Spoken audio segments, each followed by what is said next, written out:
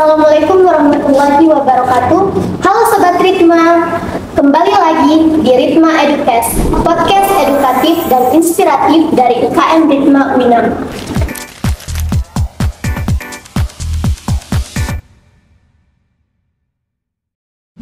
Nah, pada episode kali ini kita akan membahas salah satu topik yang menarik banget nih Sobat Ritma. Dan topik ini tentunya relate sekali dengan para mahasiswa dan mahasiswi di luar sana yang mungkin masih bingung gimana sih caranya berorganisasi tapi tetap berprestasi. Nah, adapun topik yang kami angkat yaitu organisasi jalan prestasi aman. Emang bisa?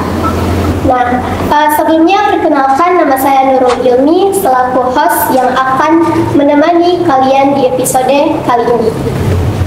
Baik, langsung saja kita sapa dua narasumber kita yang keren-keren nih. Ada Kak Wawan dan Kak Sarina. Halo Kak. Ya, halo. Halo, bisa disapa Sobat Ritma yang halo Sobat Ritma.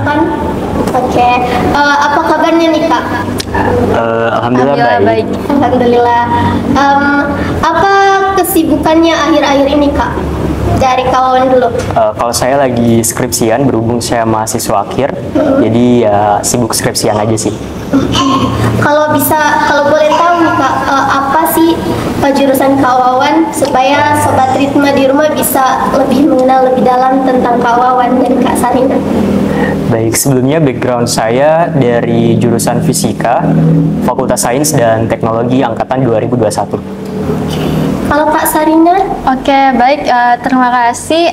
Untuk saat ini kesibukan saya juga sedang menjalani tugas akhir, yaitu skripsi. Kemudian untuk jurusan saya merupakan mahasiswa dengan jurusan Bahasa dan Sastra Arab. Oke. Nah, Sobat Ritma, buat yang belum kenal, Kak Wawan dan Kak Sarina ini adalah demisioner Ketua Umum dan Wakil Ketua Umum UKM Ritma Uinam periode 2024. Dan mereka juga adalah salah satu mahasiswa yang berprestasi di UIN Alauddin Makassar. Salah satu prestasi yang pernah diraih oleh Kak Wawan yaitu Kak Wawan pernah meraih medali emas pada ajang kompetisi 16 International Invention and Innovation Show in Touch di Polandia pada bulan Mei tanggal 24 sampai 25 tahun 2023. Benar ya Kak? Ya, benar. Sedangkan tidak kalah keren nih Sobat Ritma, Kak Sarina yang pernah meraih medali emas pada ajang kompetisi internasional Global Arabic Innovation Technology Competition yang diselenggarakan oleh Universitas Sains Islam Malaysia yang bekerja sama dengan Universitas Muhammadiyah Sumatera Barat pada tanggal 10 Juli tahun 2024. Wow, salut banget ya Sobat Ritma, Kak Wawan dan Kak Sarina ini bisa aktif di organisasi tapi tetap berprestasi. Nah, gimana nih Kak awalnya bisa berkecimpung di dunia organisasi tapi juga bisa tetap berprestasi? Mungkin bisa diceritain Kak gimana awalnya, dari Kak Sarina dulu deh. Oke, baik. Terima kasih, Dek. Jadi sebelumnya, sebenarnya kalau dipikir-pikir saya juga nggak pernah kepikiran untuk sampai di sana. Karena kalau mengingat dari awalnya start saya masuk di UKM Ritma sampai saat ini kayak saya tuh nggak menyangka ya. Karena saya masih ingat waktu maba itu saya bahkan belum punya laptop, saya bahkan tidak tahu mengetik di Microsoft Word. Saya masih ingat saya yang masih kaku sekali dengan dunia mengetik ataupun yang namanya riset. Namun waktu saya maba, saya sudah mencari kira-kira apa sih organisasi yang bisa mengembangkan diri saya. Nah, saya tanya dong kepada kakak saya yang kebetulan juga dia anak organisasi. Saya tanya, Kak, saya mau masuk organisasi nih, kira-kira organisasi apa yang cocok untuk saya? Tapi kakak saya memberi pesan sama saya, cari organisasi yang bisa mendukung studi kamu, bisa mendukung dunia perkuliahan kamu.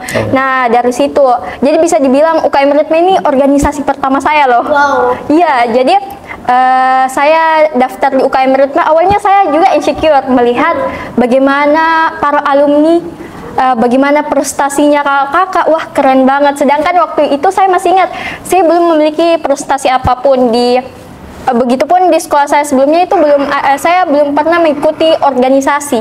Karena di sekolah saya sebelumnya itu fokus dengan tahfizul Quran dan mengkaji kitab kuning.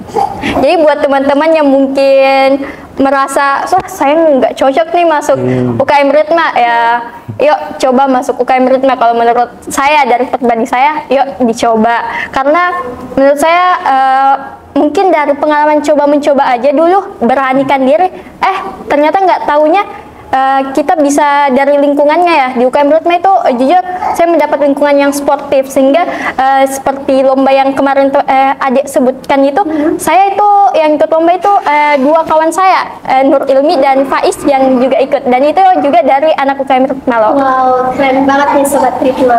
Ternyata Kak Sarina ini baru pertama kali memasuki organisasi, tapi langsung masuk di UKM Ritma. Iya. Ya, keren. Selanjutnya dari Kak Wawan bagaimana? Oke, kalau saya sendiri jujur awalnya saya berawal dari rasa penasaran ya, curious. Jadi kayak penasaran itu yang bisa bikin saya untuk melakukan riset atau penelitian gitu. Nah, di sana saya di waktu itu di tahun 2021, waktu itu saya maba, saya kayak membaca artikel-artikel tentang krisis energi, terus juga ada artikel tentang climate change atau perubahan iklim. Di sana banyak sekali permasalahan yang terjadi, sehingga dengan permasalahan tersebut saya mulai masuk ke dalam ranah riset. Gimana sih sebenarnya memecahkan permasalahan itu? Salah satu yang saya lakukan adalah dengan membuat yang namanya reaktor penghasil energi listrik. Berhubung background saya adalah dari mahasiswa jurusan fisika, maka saya rasa ini adalah suatu hal yang relate gitu, saling terhubung gitu dengan background saya, sehingga saya coba untuk bikin, meskipun nggak seperfect itu, tapi pada akhirnya ternyata hasilnya adalah dia bisa menghasilkan energi listrik tapi dari bahan limbah. Nah, limbah ini mungkin kita menganggap bahwa oh tidak ada manfaatnya, tidak berguna dan lain sebagainya, tapi ternyata tuh bisa aja, bisa dibuat dalam jadi sesuatu hal yang bermanfaat gitu, yang dalam hal ini adalah energi listrik. Jadi kita tidak tidak perlu lagi memandang limbah dan lain sebagainya itu tidak bermanfaat. Kita cukup menggunakan mindset yang baru, mindset yang melihat sudut pandang yang baru aja gitu. Kemudian kenapa saya terjun di dunia organisasi? Karena saya paham bahwasanya ketika kita hanya sendiri, berjalan sendiri, maka bisa saja suatu kondisi kita akan merasa jenuh dengan riset tersebut. Sehingga ketika tidak ada orang-orang yang kayak mensupport di bidang itu, maka kita akan terus-terusan down dan lain sebagainya, sehingga kita tidak akan berada di ranah riset lagi. Sehingga dengan organisasi, di sana tempatnya orang-orang kayak berkumpul dengan visi yang sama, dalam hal ini organisasi di bidang riset. Di sana saya bisa dapat teman-teman yang ketika saya down, teman-teman di organisasi tersebut bisa kasih aura-aura positif gitu, kayak kasih kebermanfaatan gitu, supaya saya tetap termotivasi lah untuk kembali bangun lagi. Sehingga menurut saya bermanfaat lah bagi saya ketika saya masuk di organisasi juga gitu. Wah, oke. Jadi menurut Kak Wawan dan Kak Sarina, organisasi ini sangat bermanfaat ya untuk mensupport diri sendiri. Oke, tapi jujur nih ya Kak, banyak banget mahasiswa yang masih bingung atau bertanya-tanya tentang gimana sih cara aktif organisasi tapi tetap nilai prestasinya itu masih tetap balance. Nah, gimana nih Kak cara mengatur waktunya atau memanajemen waktunya sehingga keduanya ini tetap jalan? Dari Kak Wawan dulu Kak. Sebenarnya salah satu cara supaya kedua ini tetap jalan adalah dengan membagi waktu yang bijak gitu. Kita tahu semua orang pasti punya waktu yang sama 24 jam. Dan itu yang 25 ataupun yang lebih rendah ya, sampai 23 jam. Pasti semuanya sama di 24 jam. Jadi yang perlu kita pahami adalah bagaimana cara kita membagi energi. Nah, misalnya ketika kita mau melakukan aktivitas yang lebih berat, bukanlah ketika itu masih pagi, karena energi kita masih ada.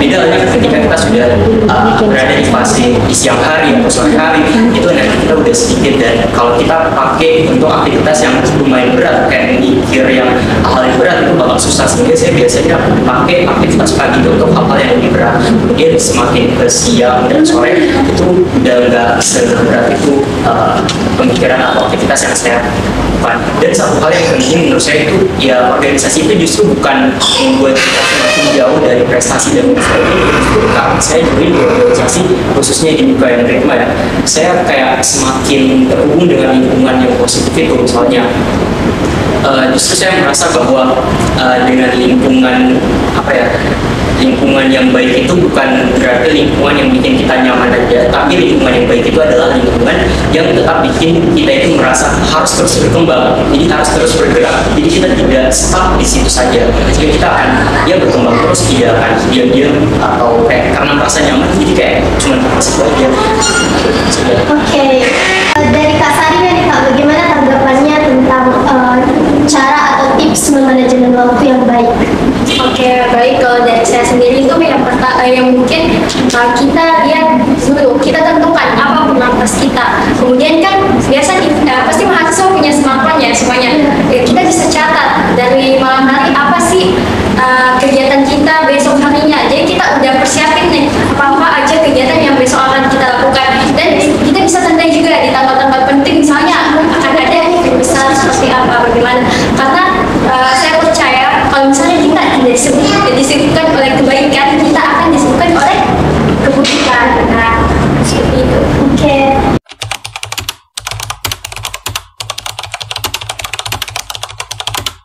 Oke, mungkin bisa dimulai dari Kak Wawan terlebih dahulu. Silakan Kak. Bahas tentang tantangan yang karena saya hadapi itu banyak banget tentunya, course. Kenapa? Karena semakin banyak aktivitas yang kita lakukan, maka semakin banyak juga masalah yang akan kita hadapi, dan itu wajar-wajar aja ada masalah. Yang nggak wajar ketika kita nggak ada masalah, pasti selalu aja bertanya, oh akan ada masalah apa lagi ya nantinya, dan bisa nggak ya saya lewati masalah-masalah tersebut. Misalnya saya teringat ketika ada satu momen ketika saya harus presentasi di dua kompetisi. Jadi paginya itu saya harus presentasi di kampus, paginya saya harus siangnya saya harus presentasi di kayak coffee shop gitu karena presentasinya online. Sehingga saya merasa bahwa malam harinya saya harus butuh energi yang ekstra gitu untuk preparation yang untuk mempersiapkan kedua hal tersebut.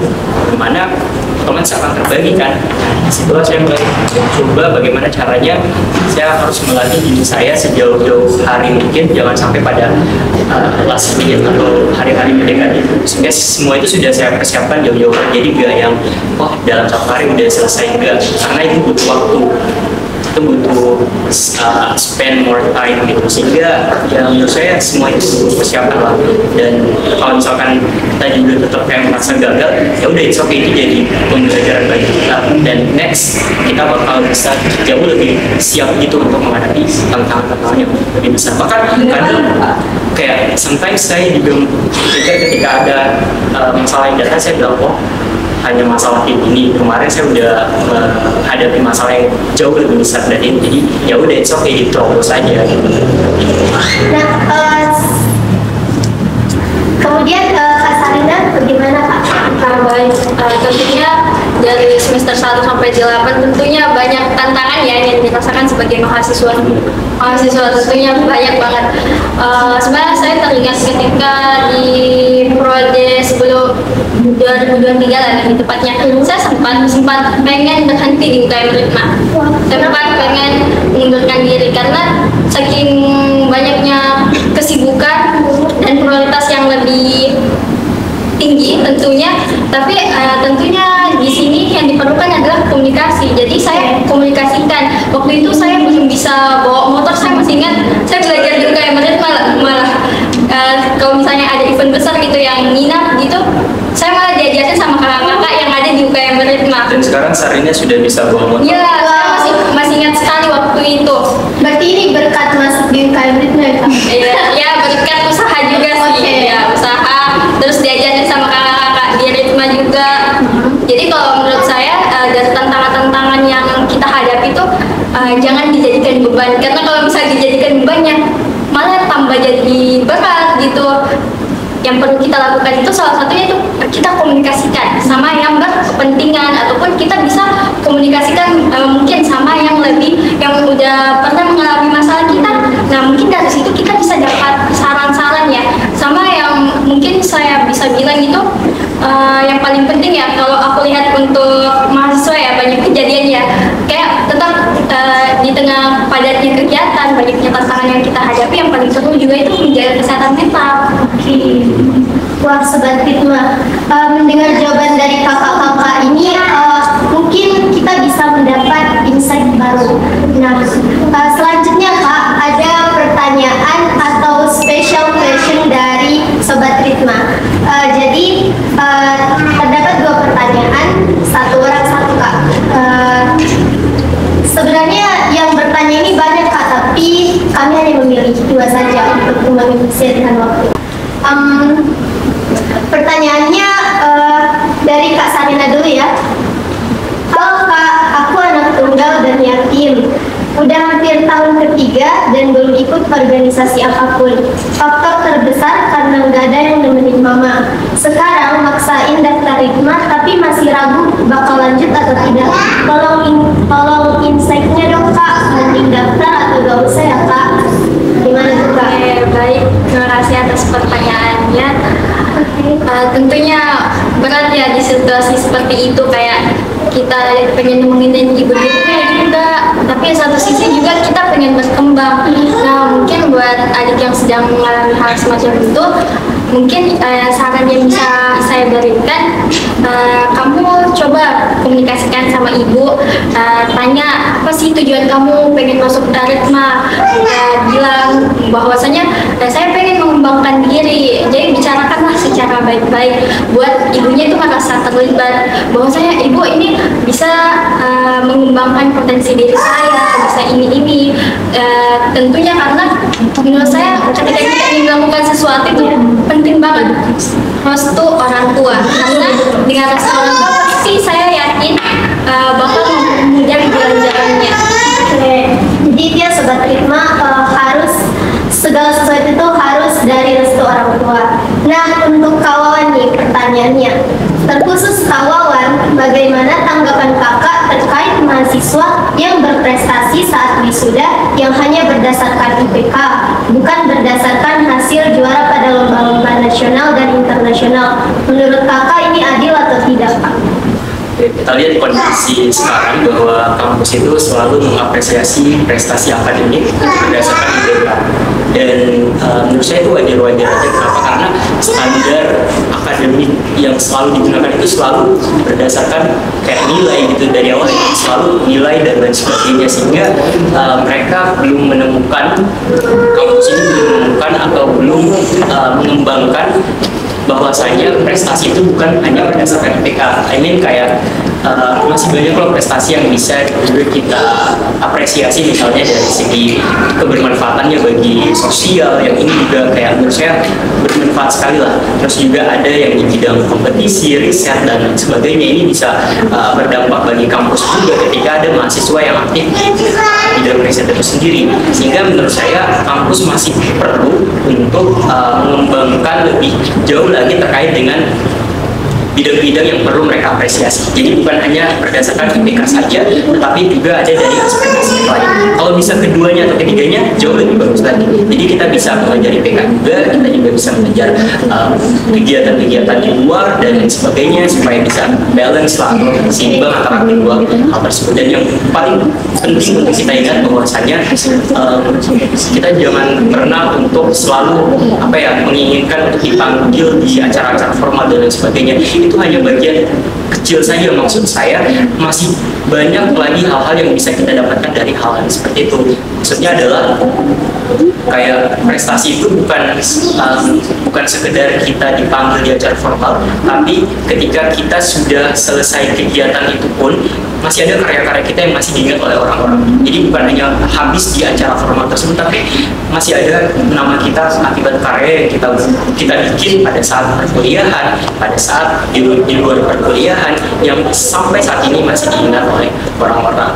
Menurut saya seperti itu. Jadi perlu untuk lebih diseimbangkan lah. Oke, semoga jawaban-jawaban dari kedua narasumber kita yang keren ini bisa menjawab pertanyaan dari Sobat Ritma. Oke, pertanyaan terakhir nih Kak, ini agak lebih mengarah ke deep talk atau curhat. Oke, Pertanyaannya, kalau hari ini kakak bisa ngobrol sama versi diri kakak saat mahasiswa baru, saat menjadi mahasiswa baru, kakak bakal bilang apa? Atau apa pesan yang akan kakak sampaikan? Dari Kak Sarina dulu. Oke, baik. Kalau untuk diri saya ya, di waktu saya masih mahasiswa baru, mungkin saya mau bilang saya bangga sama kamu. Jangan tetap berjalan, tetap jadi diri kamu. Jangan pernah membandingkan diri kamu dengan orang lain, karena garis start setiap orang itu berbeda-beda. Jadi tetap jadi diri kamu sendiri. Dari kawan nih Kak, gimana? Kalau saya pengen bilang ke diri saya ketika saya maba, jangan takut untuk tidak tahu apa-apa, jangan takut atas penolakan atau tidak diterimanya di suatu hal. Itu adalah proses. Kalau kita nggak pernah mengalami itu, maka kayak hampa, nggak ada hal-hal yang bisa kita jadikan sebagai patokan untuk kita terus berjuang. So, saya merasa bahwa saya pengen bilang ke diri saya untuk tetap terus saja berprogres meskipun itu kayak 1% kayak kecil itu, karena saya pernah baca di atau dia bilang bahwa tindakan kecil yang kita lakukan hari ini itu akan berdampak besar bagi kita di masa yang akan datang. So it's okay kalau misalkan itu aktivitasnya sekecil itu, lama-lama dia akan memberi kita manfaat yang sangat besar di suatu hari. Oke, wah keren banget sih jawabannya. Jawaban-jawaban dari pertanyaan terakhir itu sekaligus menjadi closing statement ya Kak. Wah, nggak terasa nih udah di penghujung episode kali ini. Saya dan tim UKM Ritma sangat berterima kasih banyak kepada Sobat Ritma yang masih setia menonton hingga akhir video. Dan tidak lupa pula saya berterima kasih kepada kakak-kakak, Kak Wawan dan Kak Sarina yang telah meluangkan waktunya Kak di tengah-tengah kesibukan kakak adik-adik ini. Dan semoga cerita inspiratif dari Kak Wawan dan Kak Sarina ini dapat menjadi motivasi untuk kita semua, terutama yang masih bingung mau milih antara organisasi atau tetap berprestasi.